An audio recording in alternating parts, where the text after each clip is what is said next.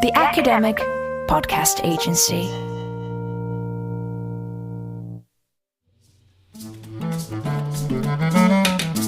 Welcome to the Why Tell Stories podcast, a new podcast series exploring why we as humans feel compelled to carry out the strange act that is telling stories.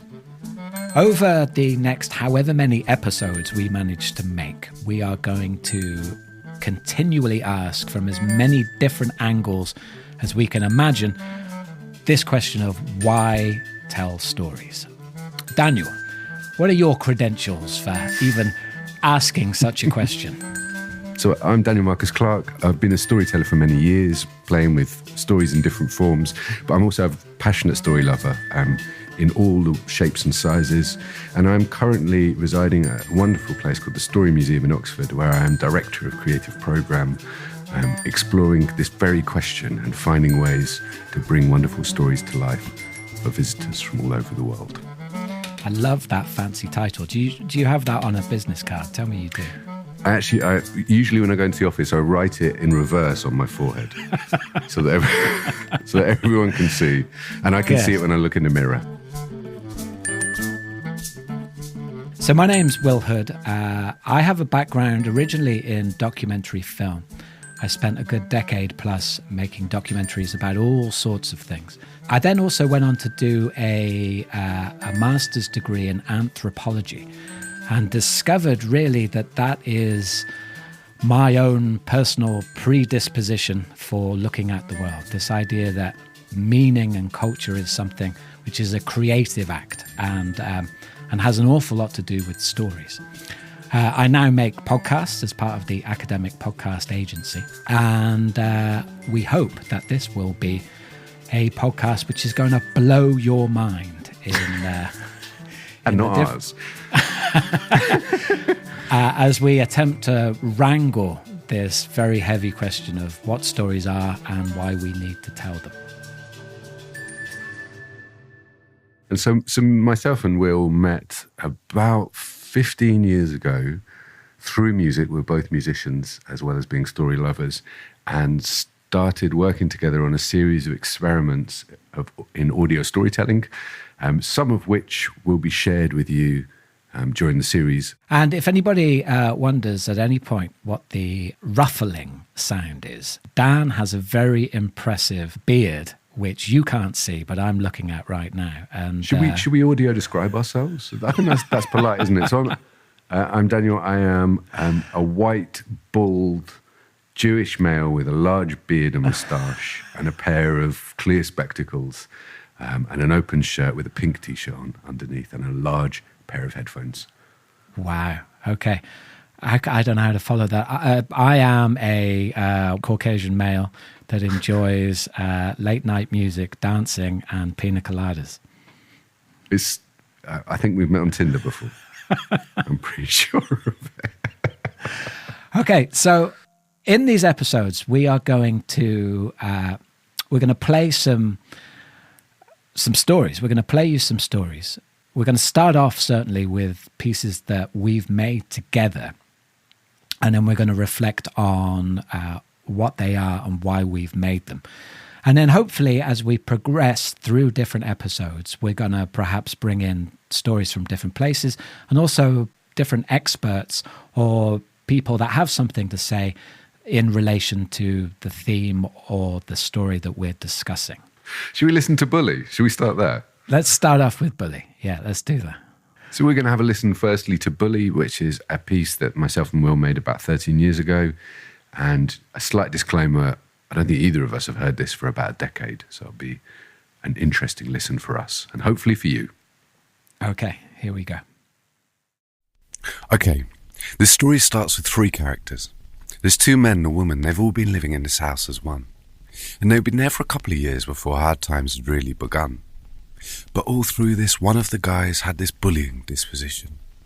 It made him harder to be around than a John Cage composition. See, he was violent and possessive and controlling and large. And in his mind, he saw himself as always needing to be in charge. He had issues with both the girl and the guy, but he used to pick on the guy especially so much of the time. He used brute force, mind games, didn't let new people into his life. And when others acted towards him in kindness, he just knocked them down in spite. Well, in these situations, I ask myself, why do people stay? Why live a life of being bullied when you can just walk away? But I guess when some plants are left long, they kind of forget that they can flower. It's so easy for us humans to forget that we hold power. So instead they stayed, and the situation grew and bubbled up, until the morning when the scene starts over a breakfast table with coffee cups.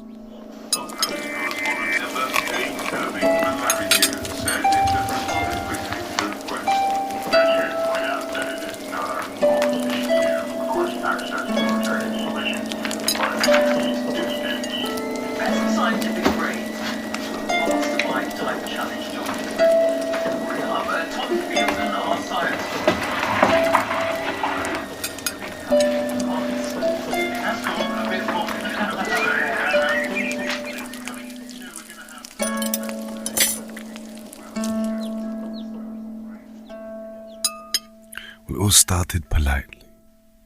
Well, I guess politely enough. It was a Sunday morning and through the window shone bright piercing sun, but around the breakfast table the atmosphere was oppressive like always. It's almost like bullies don't take days off, not even on Sundays, and conversation's just a little thin on the ground. But only because they're too afraid to talk in case one of them gets put down. But a conversation does manage to start and they talk about their days for a little while, till the joke's cracked. In the big guy's direction, the other two smile. Now any joke in his direction's like a personal attack, a dormant sea of insecurities that runs deep, it seems to tap. He wants to get them back through the only way he knows, violence, control. His humour sits in prison while his evil's out on parole, and he digs at vulnerable points, calls them names and threatens with his muscles. Always threatens, rarely fights, people always back off before the tussle. And he digs, and when the other guy digs back, then big guy explodes and he begins to attack. He stands back, pushes his chair away, begins shoving and poking. Shoulders back, chest out. Brother, chill out. It just gets madder with each word spoken. Things start getting thrown around. Chairs are broken, glasses shattered. Girls screaming at him to stop, but it's not like her opinion ever mattered. He just needs to show them that he can't be taken for a fool. That they can't call him names and laugh at him. He's not some kid now at school. And all he can see is numb. All he can see is red. He grabs a knife from the sideboard and raises his arms above his head and... Sorry, if I just pause it there. I'm sorry to interrupt it. Just the good bit as well, just it's getting a bit gory. Where's the stop button?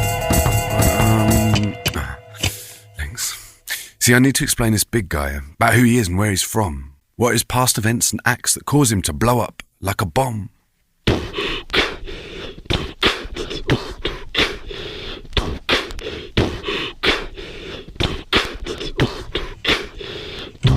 Rough childhood, born into a negative cycle. Born August 1964, birth name given was Michael. Violent father, nervous mother, and he got attention when he was bad. Needed love, instead got hate, closest that he'd had. But attention nonetheless, in his times of stress, instead of breaking down, he broke someone's face, schoolyard, first in town. And everyone he met told him he was bad. We all need affirmations, but this is the only one he'd ever had. But beneath the jutting shoulders, strutting chest, big guy thought he was shit. Insecure about his self-worth, any chance and he'd prove it. By drinking, smoking, fighting, farting, fucking the most. But more he did it, more he needed to do it, to keep running from his ghosts. But ghosts gain, sing a pain, the more that we run from their cries. To face a fear and see it clear is the only way to truly start his demise. And I've been trying all the time to get some love inside my mind. But some days always seem so fine. Seems hard to make things right. And I've been trying all my days to get this love and help it stay. But now I always seem to say it seems hard to make things right. It's hard to make things right. It's hard to make things right. It's hard to make things right. It's hard to make things right.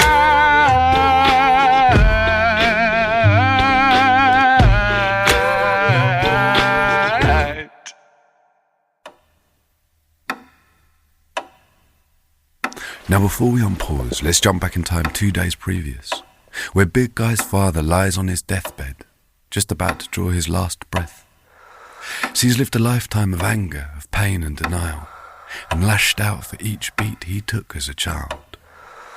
We fought for his life, and then he lived for the fight, and now he lies alone in this cold, bare room with only pains to hold him tight. And in his last precious moments, he begins to see with clarity, as he reflects on his life, on the person he's been. The mistakes he's made, times he's acted without love, times he pushed others' heads under just to keep his own head above, and with that he thinks of his son, how he picked him and hit him till he too came undone. And in this moment before he dies, he speaks as the regrets well up in his eyes.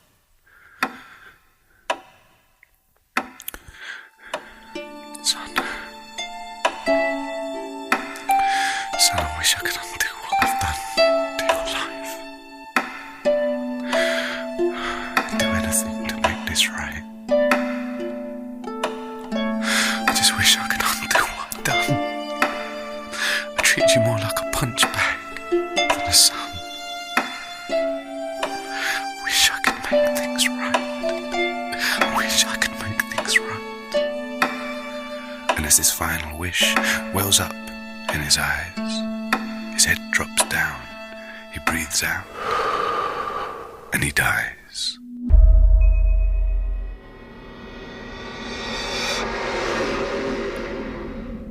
Now as his spirit ascended, he seemed to leave behind the intent of the words he'd just groaned from his mind. Where his wishes were heard, the intent turned to air, and it made its way over to the window till there was enough wind to carry it off on its way, over fields and rivers, arrival time in 2 days.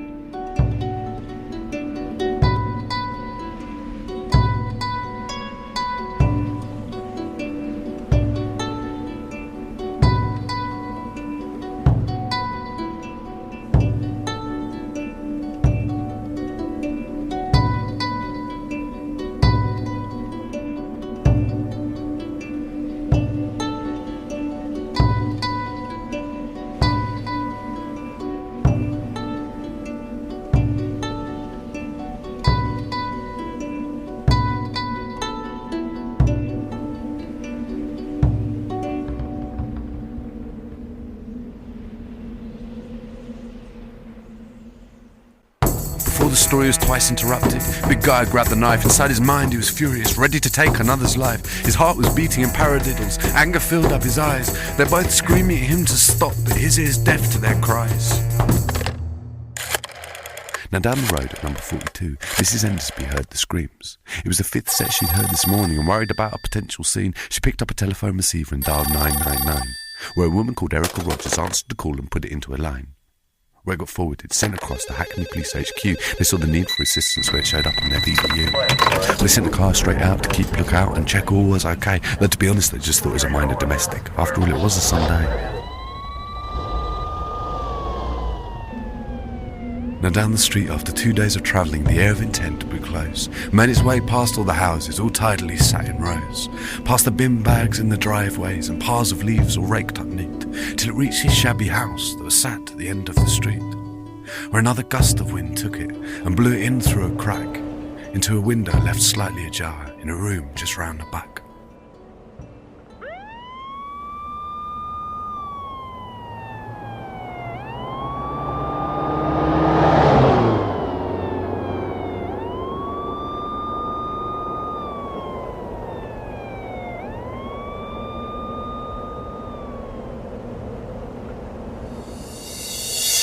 Inside the house, the situation's mounted, heated up. Big Guy's kicked the other guy in the stomach, who sits bent over, doubled up. He raises the knife in the air, the girl makes a grab and grabs onto his arms. And while they tussle, the other guy sees the distraction and rolls himself from harm.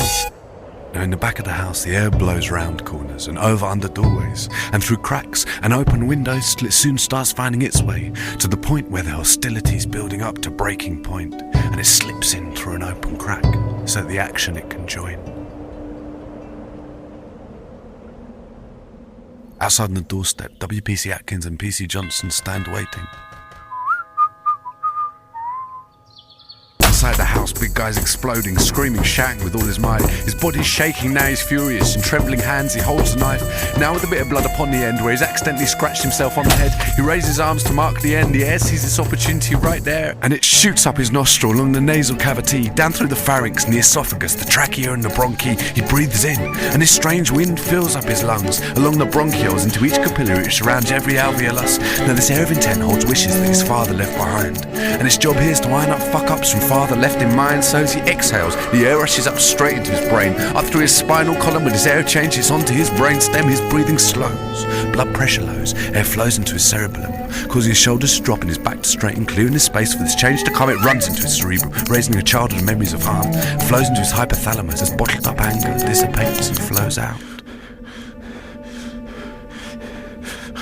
Now from the outside, the other two are watching this occurrence, watching his belly pop out, his shoulders shake, and his face and body convulse, contour into shapes of anger, pain and pleasure, joy and sadness. And they stood there transfixed, watching in wonder as his mind mess overflowed in an overload of pure, raw emotions, as years of bottled up stuff bubbled up as if the top had come off, and every experience and emotion that he'd held inside him was now running through his body, coursing through every muscle in his body. Falls to the ground and he screams as he shakes, as he lets out demons built from 30 years of hate.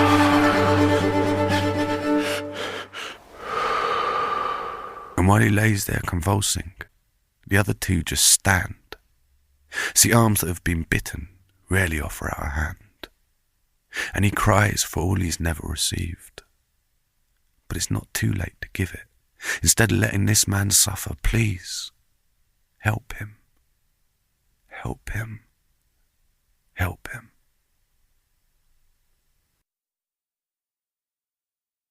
Now, I'm not saying what was about to happen happened because of love.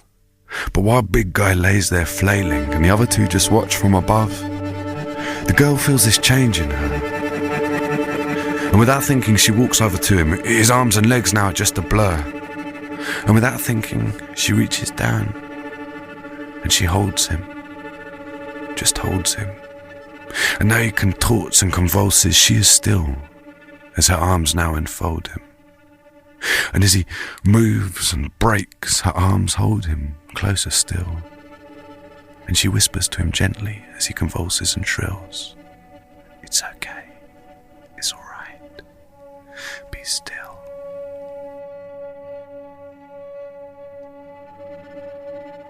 Be still.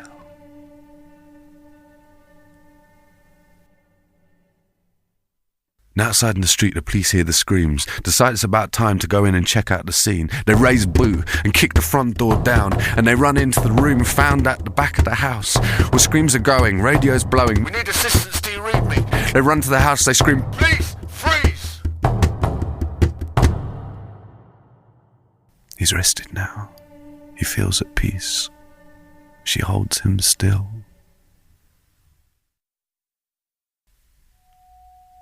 Now the first thing that the police saw when they entered into the scene was Big Guy on the floor with the girl with her arms around him. And the second thing they saw, glinting down there by their side, with blood upon the end, sat a rusty kitchen knife. But the last thing that they saw, that they would remember all their lives, was the peace and the kindness that shone at them out of Big Guy's newborn eyes.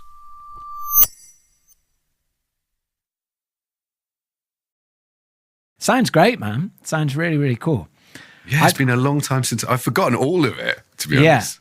I'd forgotten in particular the whole wind at the end. That's a really pleasing construct. You know, the idea that the wind was this mystical wind coming from the ether or wherever it was coming from, coming to soothe him or give him his cathartic moment. You know, the father's intention that was sent, yeah. Yeah, okay. Well, talk me through that then. So what, the dead father had sent that to him, or what was so it's like it was the father's dying wish to undo what he'd done. Right, okay. And so as you breathed out, it kind of manifested into something, traveled on the wind and made its way to this kind of scene where it transformed the sun. Yeah, it's great. There's a lot about it I like. I really like the whole breaking the fourth wall business as well, stopping the tape, addressing the audience, and jumping around in time and space like that. It's very funny for me after, we made that, I think 12 or 13 years ago, and it's a very strange experience to hear it back. And I can very clearly recognize why I wrote that story. I can really, now listening back to it, I'm like, geez, it was about that. And it was about, there was a point in time when I was about 15 or 16 where a group of friends ended up in this close circle with a guy who was massively violent, like hugely violent, would like smash people's faces into bike handles and things like that. So there was this point as I stepped towards adulthood where I was living around constant aggression and this constant fear of aggression. I think it's quite, I don't know if it's the same story for everyone, but I think for young males, there's a lot of it. I remember constant fear of being attacked, being a narrative that ran probably from when I was 14 up until I was about 18, 19. I watched for the first time, I saw Encanto this morning. Oh yeah, is that animated? Yeah, it's like a Disney film. It's a beautiful film. Is it the Mexican one? She's the daughter. Yeah, I have seen that. And it kind of gets to the end, and you realise it's essentially a story about generational trauma, which is a kind of a word, having lived in Totnes, is a term that gets battered around quite a lot. But very much that story is got the kind of same heart of sometimes the kind of, if we don't deal with stuff, it carries with us, and it kind of ends up showing up as ripples in our children and their children. And so I guess that I'd never thought of it like that until this morning, but I guess that story is essentially about that, about how we end up, if we don't deal with our stuff, we end up marking those around us with it. I think there's lots of interesting stuff to muse upon with that. But for anybody that's ever been through any kind of therapy or had that experience in their life, they'll recognize that is essentially a process of telling stories, right? Yeah. Sharing stories that you have, and a therapist giving you a reflection on those stories and why perhaps they don't work for you anymore. Or, so, I think there's a whole story as therapy or mental health context to that as well, isn't there? Yeah, definitely. Yeah, there are stories everywhere. Yeah. And I guess that, I don't know much about therapy. It's not something I've ever been through, but I guess I've been through similar experiences in drama training. Right. But that whole thing of recognizing that you are a character in your story rather than being bound by it. You are not your story. It's something you retell to yourself. Yeah. And you can equally just let it out and start again. Yeah, I have experienced therapy a number of times, not for long periods, but just for short periods. And I'm completely unqualified in many ways to have an opinion about it, but I would think that a good therapist is essentially a kind of sounding wall, a reflection of the stories that you are telling about yourself. And then what I certainly found helpful is when they will gently point out, well, that's a contradiction. That part of your story doesn't make any sense. Or if you express something as an absolute, for example, they'll say, well, that's a creative act. That isn't an absolute. That doesn't exist for everybody in the world that way. You end up wanting to say something very pretentious like, we are the stories we tell ourselves, right? Yeah. Which is true. It's a very powerful idea, that, isn't it? The idea that actually you carry around these inevitable problems that you experience in your life. And if you don't let them out in some kind of narrative that makes sense to you, then it's not good, right? Yeah. So, I mean, to answer that question of why tell stories, I mean, it's essential in some ways to share yourself and to have other people share themselves with you. Essential for your health. It's a very subconscious process, isn't it? The act of writing or of telling a story. And I think it sits in this space in a way that's in the same space as dreams. You know, it's a processing tool. I look at that story and I'm like, that's very much me as an adult with distance trying to process and empathize towards the steps that made that person the way they are. You know, to understand and to see it with kindness in a way, you know, to see those moments. And actually, you know, it's easy to demonize people. It's easy to be like, this person is that, you know, they're X or Y. But actually, we're all a construct of our experiences. You know, we're made up of the things that happen to us. Yeah.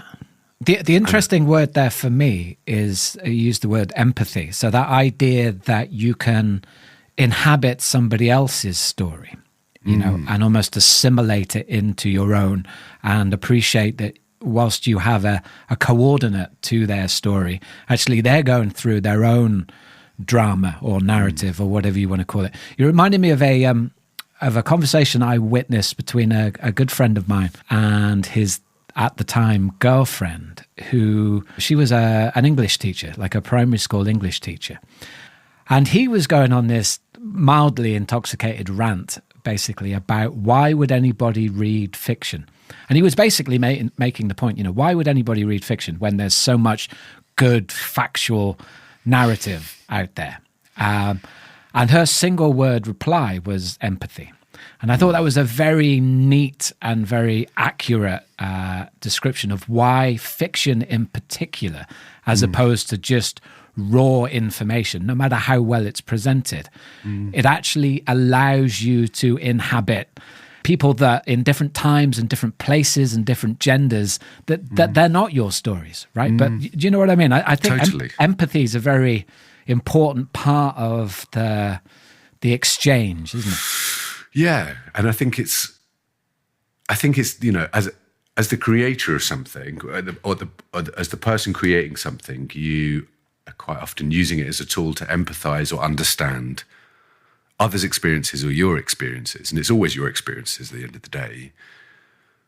But then as the listener or the reader or the viewer, you're getting that chance to empathize with someone else's world. And I had this, I don't know if you're the same, but ever since I was a kid, I will cry at films and audio storytelling in a way that I never will in my own life. You know, it allows a space to really empathize, to really be emotional, and to be taken on an emotional journey. And I think, you know, I wouldn't say the best stories take you on emotional journeys. I think the best stories are many things, but there's definitely something incredibly rewarding as a receiver of a story to be taken on a really a real emotional journey where you come out of it emotionally wiser.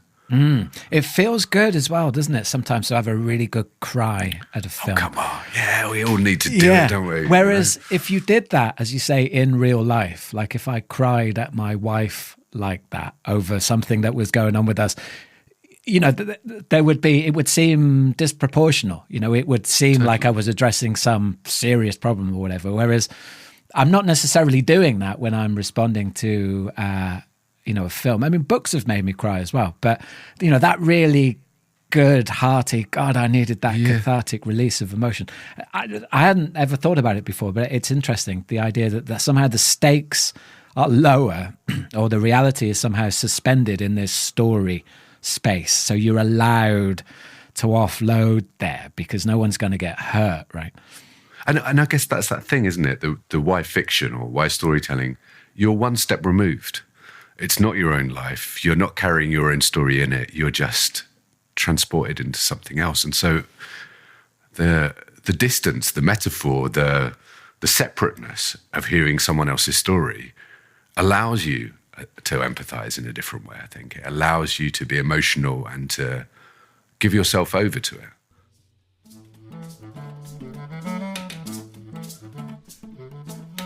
Okay, so I've had a very enjoyable first episode.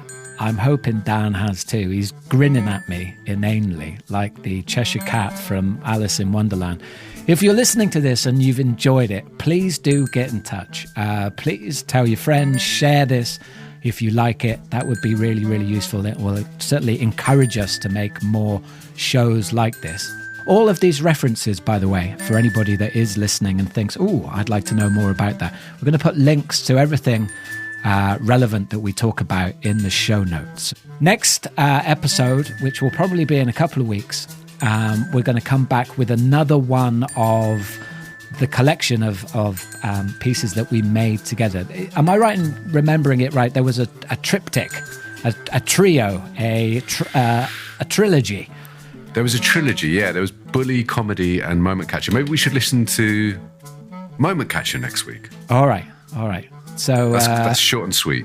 Yeah, okay. So Moment Catcher next week. And we will continue to try and answer this question of why we tell stories. Okay, signing off. Thanks for joining us. Thanks for joining us indeed. Cheers, Will. Yeah, bye.